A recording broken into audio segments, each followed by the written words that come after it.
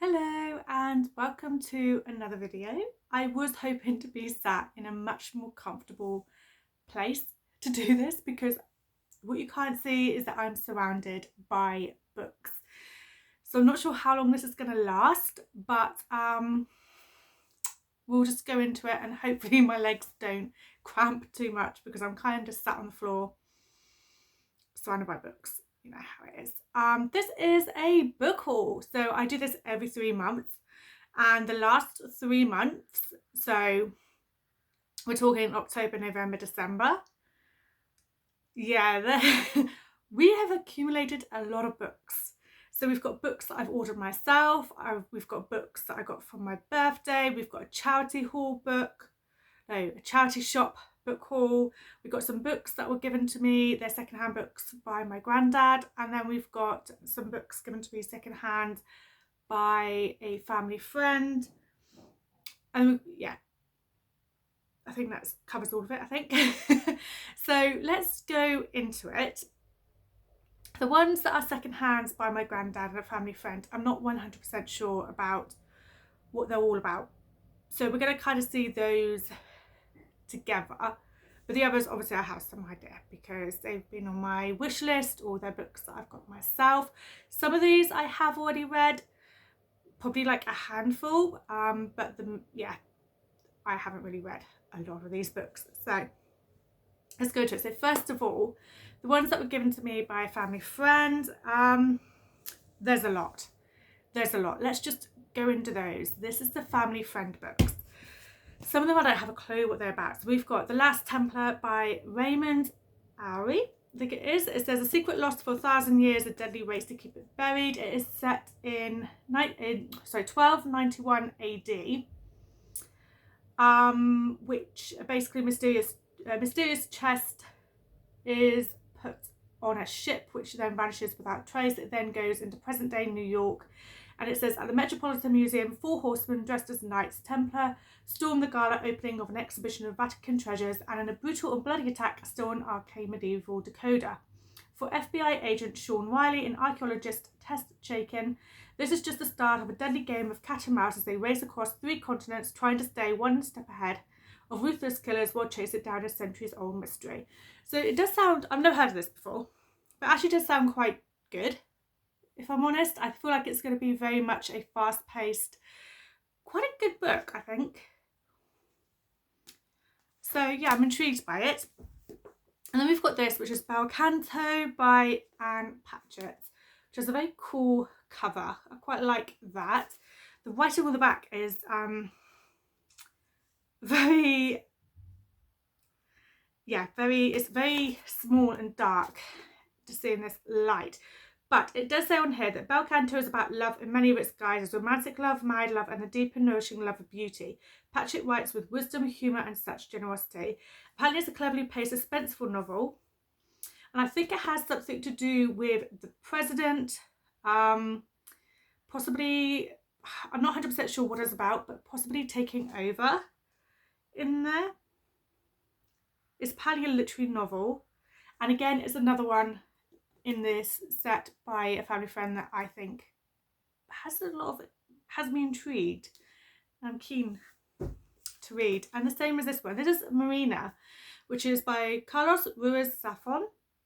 And this one is a magical gothic tale. It's set in May 1980, where 15-year-old Oscar Dre vanishes from his boarding school in Barcelona for 7 days and nights. No one knows his whereabouts. This one I think is probably going to be quite good to wait until October time to read. I kind of feel like this is going to be quite a gothic, magical tale, which is good for all ages apparently.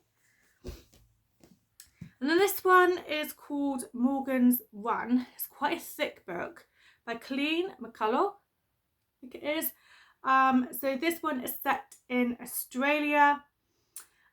I'm not 100% sure what this is. But it has like Captain Cook in there. And I think it's a bit of like an epic with like a bit of a historical. It's rich in romance, adventure, and unforgettable characters. And yeah, again, I don't know too much about it, but I think it's quite intriguing. it's quite intriguing. It's set in Australia as well, which is pretty cool. And then I did also get this, but I'm going to give this to my mum to pass on to my granddad on my mum's side. It's just a countdown. He's a massive fan of Countdown, so I'm going to read that. And then we've got some books which are kind of a bit more like all historical. A lot of them are like a bit of royalty thrown in. And we've got Bernard Cornwell, Excalibur. This one I think is probably more of like a fantasy. Pretty sure it's got like Merlin, which is who was weaving powerful spells. And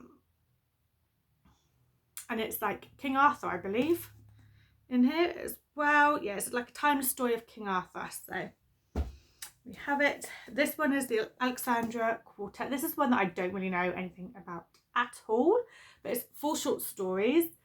And the writing is quite small.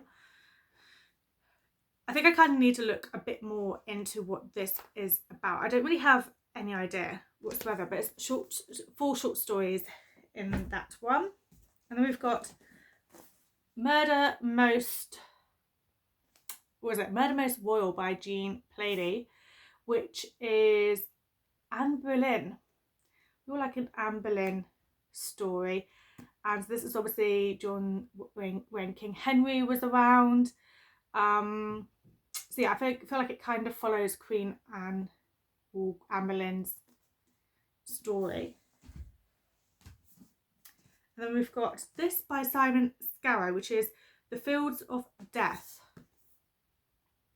which I think possibly is a series that you don't need to read in order apparently, but following Napoleon Bonaparte, Viscount Wellington, set in 1809. So it's going to be basically all about that. Full of excitement, it says on here. Proper historical fiction with lots of bloody thrills and spills. So we've got that one. And we've got 2 here by CJ Sansom. We've got Dark Fire and Heartstone, which these are part of a series which you don't need to read in order.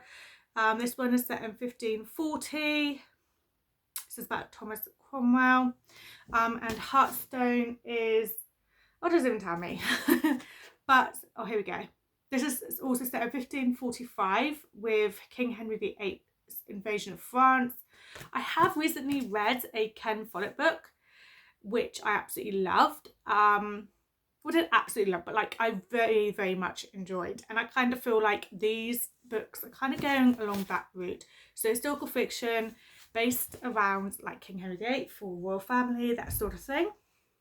We've got The Taming of the Queen, which obviously is very much historical fiction, royal family-esque, and set around Henry VIII's as like life as well. We're not following his life as such, but in his when he was reigning, basically, so around those times. And then we've got an S.J. Paris one, which is called Prophecy, which is, when is this one set? Autumn 1583. This one I think could be wait until autumn time to read this. And this is again Queen Elizabeth and Mary Stuart, so a bit like the Ken Follett book that I recently read. This was a lot smaller though, so won't be as like big to tackle. So we're still in the books that were given to us by a family friend. So we've also got The Mallow Years Shadowed Threads by Audrey Howard, which I think is kind of a bit more like Kit and Joss. It's a bit of like a family, it's a bit of a romance. You know, one of those type of books. I'm not a fan of this style, to be honest, but I know that my nan is, so I might just pass this on to my nan for her to read, because it's not something I would read, to be honest, if I'm completely honest with you. So I might pass it on to my nan. And we've got this one, which is An Absolute Scandal by, is it Penny Vincenzi, I think. This one is set in the 80s, which is pretty good. I'm not really sure what exactly it is about, following 3 women and their families. It says it isn't just a case of losing the luxuries and the lifestyle. I think it's like affairs. I think it's just basically following, it's like a literary fiction that's following these 3 women. So I don't know fully what it's about. Again, it's probably not one that I'm really going to read. I don't know. Actually, to be honest, I might give it a try. I might give this one a try. And then we have 2 Patricia Cornwell books. So we have Book of the Dead and we have Dust, which I think they're both following Kay Scarpenter. Possibly, yeah. So Kay Scarpenter is part of the Kay Scarpenter series, which is really well known by Patricia Cornwell. And then we've got the last, oh no, we've also got Tennyson. So Poems of Tennyson, which is in this really cool, really old book, just to flick through every once in a while. And then we've got The Witching Hour by Anne Rice, which I hope to read next autumn, but obviously it's a very thick book and the writing is tiny. But obviously this is quite a big book, well-known book as well. I'm just trying and work out how I can stop my feet from cramping up and getting pins and needles. Sat on the floor here. I kind of feel like, yeah, this one is something that a lot of people know. It's more of a bit of like a classic. And then we have one that I was very excited about, The Shadow of the Wind by Carlos Ross Zafón. This is set in 1945. I kind of feel like this is pretty much a classic as well. I mean, more than 20 million readers have read this. So it's gothic, it's a bit gothic as well. And there is a library of forgotten titles hidden in the old city of Barcelona. I can't wait to read this. I might read this very soon, actually. It's very exciting. Right, the next lot of books. I did also get a couple of books that are in a different language, which I don't know what I'm going to do with them because I can't read them. And I did get the first Game of Thrones, but I already own a copy of this. So I'm going to put this in the free little library that's near me. Right, so the books now that we're going into next is the books that I got secondhand from my granddad. So for those, we have, oh, it's very closely gone. Then he fell. So we got a David Baldacci book called Endgame, which is pretty much your like thriller style books. I think we kind of all know David Baldacci. We've got a Lee Child book, which is from the Jack Reacher series. This one is No Plan B. We have The Serial Killer's Wife by Alice Hunter, which I think it wasn't that long ago this came out, because I remember seeing this in quite a few places. I mean, I could be wrong. Yeah, 2021. It's not too long ago. This one I think is a bit more of a domestic thriller, because it does say at the top, every marriage has its secrets. And obviously a serial killer's wife.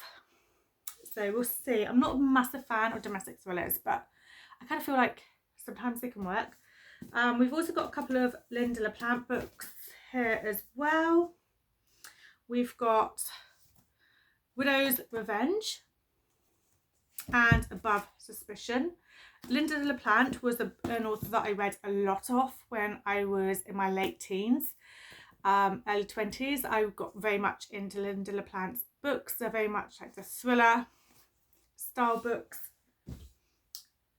You've got Just Between Us by Adele Parks. Again, this one I don't think was that long ago this came out. When did this paperback edition came out in 2024, so I mean it's very battered because it only came out this year, but yeah, I remember this being around. So an Adele Parks book. So it says that it's a darkly compelling thriller that's almost impossible to put down after reading the first page. Then we've got like the short stories. You know, one of these, oh, what do you call them? Ooh, falling out on me. The Reader's Digest. So it's just a Reader's Digest. It's got like Nora Roberts and John Grisham, a couple of others on there. Then we've got a couple of James Patterson books. We've got One for Your Life and The Quickie. Both of these, I don't really think I will be reading them. I'm not a fan of James Patterson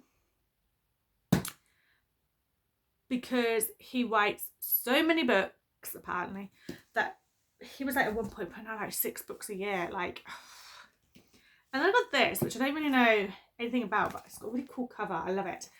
This is called by Maeve Binchy, called Tara Road.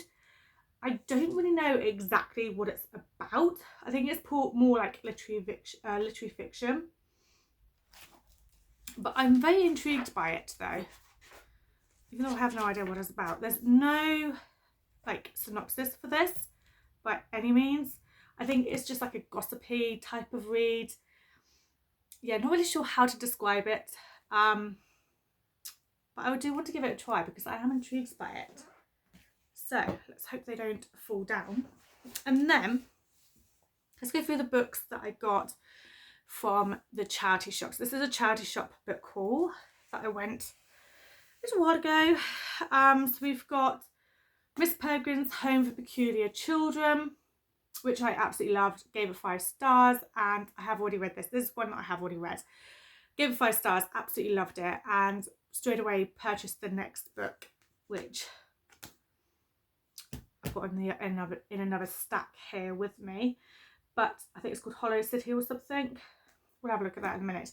But this, absolutely loved. It's basically set on a mysterious island with an abandoned orphanage. And there's a lot of like images throughout, which are like set from like the Victorian times. There's just like a lot of imagery throughout the whole book. The idea behind this was that the author had collected a lot of these Victorian photographs from different thrift stores, garage sales, that sort of stuff, and he decided to make a story from the photographs that he had. And I don't know, I just think it's very, very well put together, and it's a very unforgettable story. I just really enjoyed this, really enjoyed it, so definitely recommend that. And then we've got The Year of the Witching by Alexis Henderson, which I read in October, so I have read this one. This one, again, I thoroughly enjoyed, gave it 4 stars. You can see, I think I did do, like, it is part of a reading vlog as well, this one.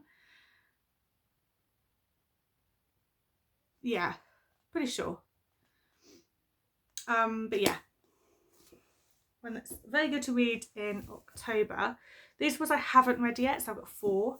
So we've got The Lost Bookshop by Evie Woods, which is set in Dublin, which I quite like as well. There's a vanishing bookshop which casts its spells, and 3 unsuspecting strangers will discover their own stories that every bit as extraordinary as the ones found in the pages of their beloved books.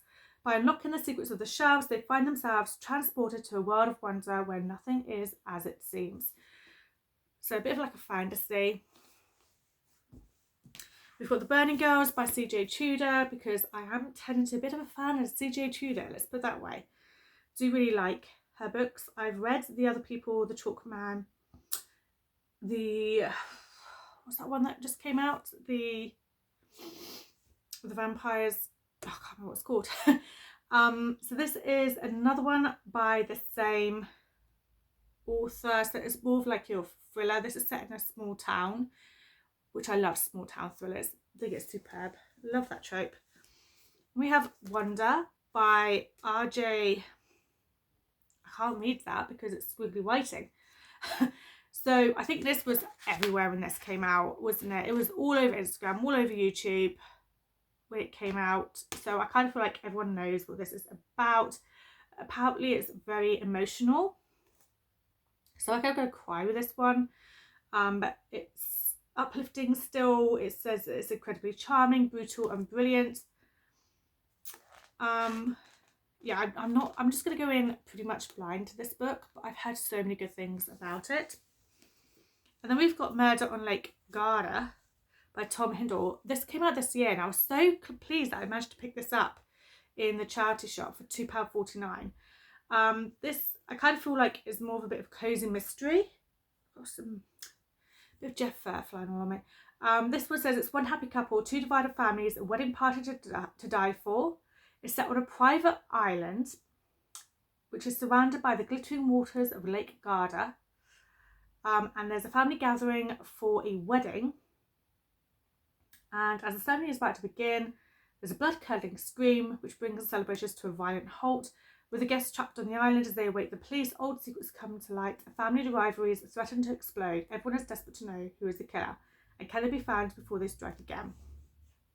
I reckon it's going to be like a bit of Agatha Christie-esque type of story, locked room mystery, apart from it's on an island, not in a locked room. And then let's do the books that I have ordered. Okay, we'll do the birthday ones last. So, the books that I have ordered, we've got The Grip of It by Jack Jemmesey, and I read this, was it this?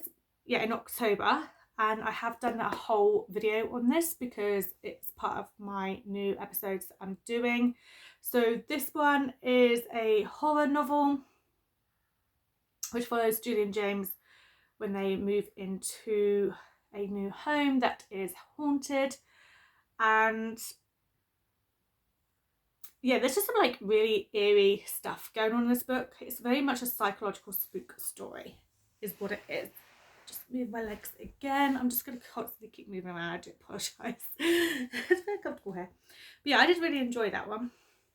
And then we've got The ABC Murders by Agatha Christie. This is the next book in the series that I'm doing where I'm reading the Agatha Christie books. And then we've got 2 M.W. Craven books which came out this year. They were pre-ordered. So for 2 different series, we've got The Mercy Chair, which is the latest in the Poe and Tilly series, which is like probably my favourite series of all times. Following Poe and Tilly and their relationship there and how they solve crimes. So really looking forward to reading this. I'm going to be reading that. I might read it next actually. Think about it. Then we've got Nobody's Hero, which is another series by M.W. Craven. This one is following Ben Koenig, and he's kind of like an ex-SAS type person who has no fear. This is a very good thriller and with a very good, I think M.W. Craven does his characters really well, and I think that's why I love his series. So look forward to that. Then we've got We Used to Live Here. I read this in October, gave it 5 stars, absolutely freaking love this book. And you'll be seeing it again very soon in my top 10 reads of 2024 because I loved it so much. Loved it, loved it, loved it. I'll talk more about it in that video, I think, because, and also because I have done a reading vlog with this in it as well. So I don't know, probably don't want to talk too much about it here. Also, this video is going to end up being extremely long. So this, just to give you an idea, a couple move into a house and a family turn up, and the father was like, oh, I just want to show my family around. I grew up in this house. I used to live here. And then as soon as they're let into the house, weird things start happening. And you don't know whether it is the family or whether it's the house or whether it's psychologically just in their heads. It's brilliant. Absolutely brilliant. And then we've got The Graveyard Shift by M.L. Rio. This is the author of We Are Villains. It's a very short novella set in a graveyard where the night shift team of they have all different jobs, but they always meet in the graveyard because they're all smokers. And one day they notice a body being put into a grave that's not meant to be put there. It's being put there at midnight. And they're trying to figure out who, what, why. And I just thought it was really good. I read this in October as well. Here we go. This is Hollow City, which is the follow-up to Miss Peregrine's Peculiar Children, which I said about again. It just follows on, set in 1940. I can't wait to get around to it. Then we have The 13th Child. I really desperately want to read this very, very soon. It's by Ellen A. Craig. I've heard so many good things about it. I wanted to read it in October. Didn't get around to it. So I had it on my November TBR. Didn't get around to it. It's just stayed on my TBR, but I am determined to read this very soon. It just sounds brilliant. Sounds brilliant. It's a gothic fantasy, and even the cover looks amazing. Just look at that. So yeah, something I desperately want to get to soon. And then I've also got 101 horror books to read before you're murdered, which is by Sadie Hartman, known as Mother Horror, over on Instagram. And she's put together a whole book of like all of the best horror books to read, and I'm currently working my way through, and I'm doing episodes. The next one is going to be out in January, but I am working my way through, trying to get to at least one every month. We shall see how that goes. But yeah, I'm really looking forward to working my way through that. Now let's go through the birthday books. So this first one, these are all books I got for my birthday. First one is from a friend who got me The Corfe Castle Murders by Rachel McLean, who is the local author to where I live. And Corfe Castle is also local to where I live. So I'm planning to do this in the first part of 2025, going to Corfe Castle and reading this and doing like a reading vlog for it, because I think this would be quite good. This is like a bit of a crime fiction tale. And it does say that it's perfect for fans of Ellie Griffiths and Anne Cleeves. And obviously it's set at Corfe Castle. So obviously I love Corfe Castle. So yeah, I'm going to go there and also read this and do like a little reading vlog incorporated together. And then I got 2 books from my mum and dad. So I've got Big Little Lies by Liane Moriarty, which is one that obviously came out a long time ago. I want to read this in the summer. I think that would be perfect for summertime, especially because the cover gives me a lot of summer vibes. So I'll be reading it then. And then we've got The Wadleys by Matt Haig, which I don't even know was written by Matt Haig. So Matt Haig obviously wrote The Midnight Library, which I absolutely loved. Also wrote The Life Impossible, which I forgot to include in this,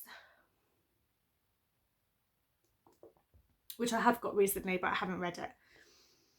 But that was one of the books that I did order as well. So I should have been included in this video, but never mind. But yeah, this is another book by Matt Haig. I think this is like vampires.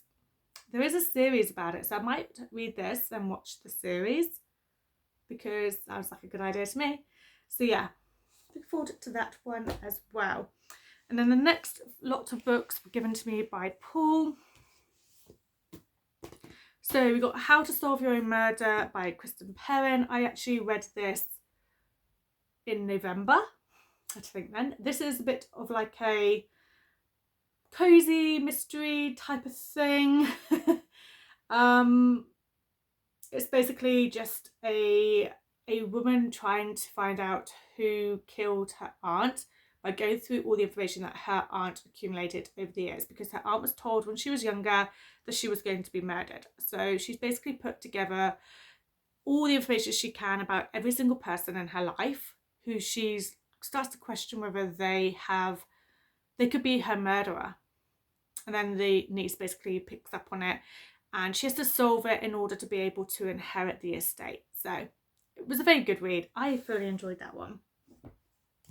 And we've got Mr. Magic by Kirsten White, which is, I think, pretty much a horror as well. It says skin-crawling story of pop cult fandom and 90s nostalgia. Apparently it's really good for like all the 90s nostalgic stuff going on.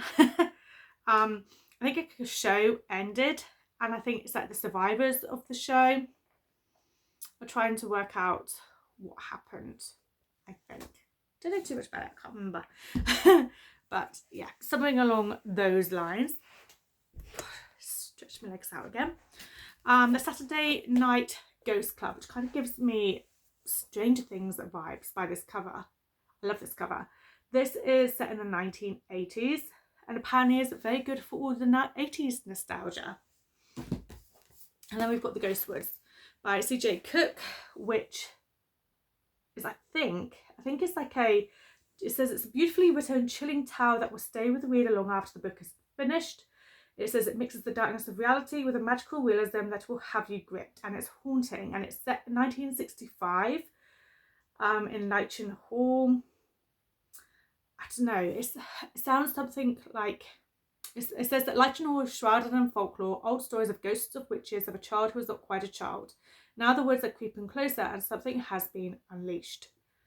So yeah, it sounds fantastic, doesn't it? Of course it does. Notes on Execution by Dania Kukafka. So again, I don't know too much about this. I think it says, so it says upends the power dynamic of male serial killer and female victim. So yeah, I'm not really 100% sure what it's about, but I heard amazing things about it. So I had been on my wish list, but I'm going to kind of go in kind of blind to it because I feel like that's a good way to go into most books, if I'm completely honest. And then we've got here The Invention of Murder, How the Victorians Revealed in Death and Detection and Created Modern Crime. Reveled in death. So I think this is kind of like a non-fiction as well, all about murder in the 19th century. And yeah, this is going to be a very good like book to dip in and out of. That's my plan with that one. And this book I'm definitely going to be reading in September because this is like easing you into autumn. It's called Dark and Secret Magic, and just look at that cover. And apparently it's a gorgeous emotional story about family secrets, finding our true paths to our real selves, and love that transcends death. Plus enough kitchen magic that I could practically taste the glorious concoctions through the pages. That's the praises on the back of here. And it says it's a perfect book for a cosy autumnal night. So yeah, I'm definitely going to be reading that in September. And then we've got William, which is by Mason Coyle, which is a book that has kind of been around quite a lot recently. Only back in October. It's quite short. This, I think, is like a robotic, like a robot kind of gone bad, I think. So William was created and kind of had started to become real in a way. Very intriguing. And then we've got The Patient by Jesper Dewitt, which is again another short horror type book, which is a psychiatrist. It's like a fictional tale, but it's like in a series of online posts, Parker H., a young psychiatrist, chronicles the harrowing account of his time working at a dreary mental hospital in New England. Through this internet message board, Parker hopes to explain his effort to cure one bewildering patient.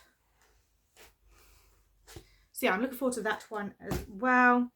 Then we've got Kill Creek, which I'm actually going to be reading in January and doing a reading vlog for because it is in the 101 horror books to read before you're murdered. So this one is like a haunted house type story that I'm looking forward to reading. And then we've got Upon a Foster's Star by M.A. Kuznia, which I have read this month. I gave it 3 stars. It's a very beautifully written book. Beautifully written book. It's just very slow paced. So I only gave it 3 stars, but the cover is stunning and the writing is stunning. Now the last like stack of books are books. I got basically a voucher, 2 vouchers. Oh, let me straighten that leg. Oh no, it's not the table. So I got 2 vouchers. I got one from Paul's parents, my in-laws, and one from my sister. So I went and did some book shopping, and this is the result. So I got 3, 6, 9 books. This is the last 9 books on this video. So we've got An Education in Malice by S.T. Gibson, which I am desperately wanting to read. It's, yeah, I think it's going to be, it's like a, what's it called? Dark Academia style book. I have a feeling it might, I think it's a bit about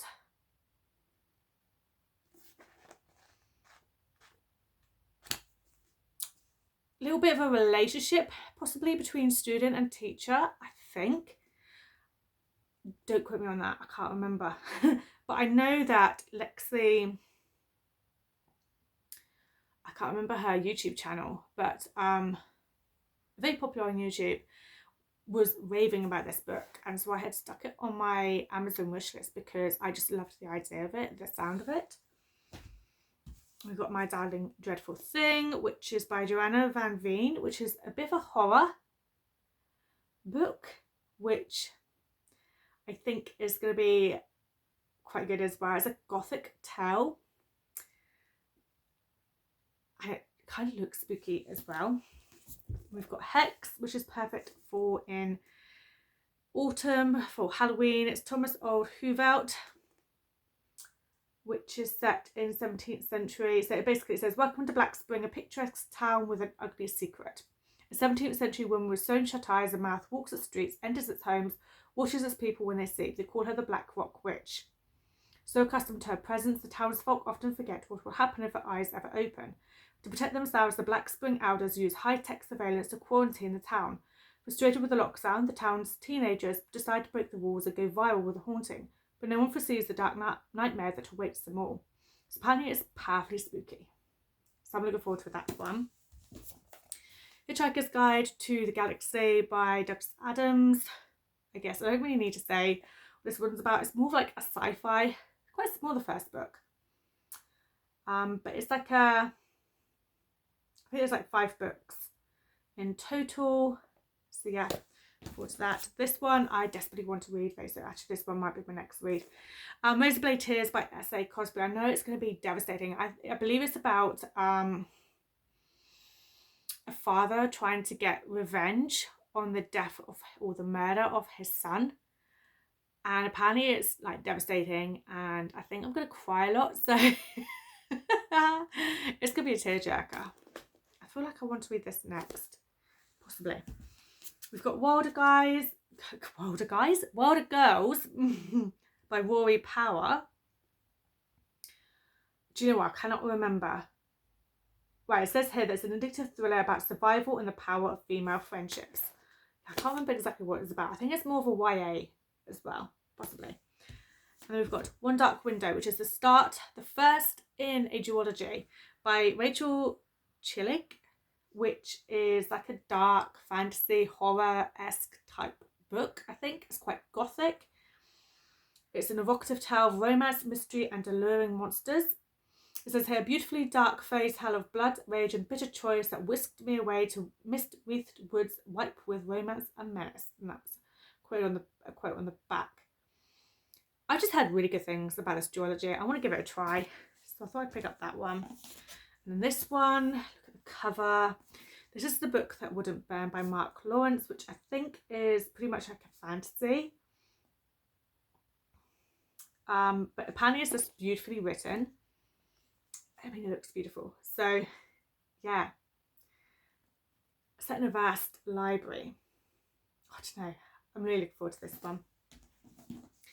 And then the last one on the list is The Reformatory by Tananarive Due. Just, yeah, I think everyone knows about this book pretty much by now. Set in 1950s when there's a white boy and a black boy that kind of have a scuffle. And the black boy gets sent to Gracetown School for Boys. So it's like racism is rife in the 50s. And it says, but the segregated reformatory is a chamber of horrors haunted by the boys that have died there. In order to survive the sadistic school warden and the evils meted out in his funhouse, Robert must enlist the help of the school's ghosts. Only they have their own motivations.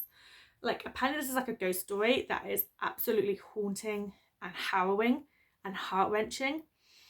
And I think I'm going to cry when I'm reading this. So I desperately wanted to get my hands on a copy of this. So I'm so pleased that I did. But yeah, now I'm in for a crying session.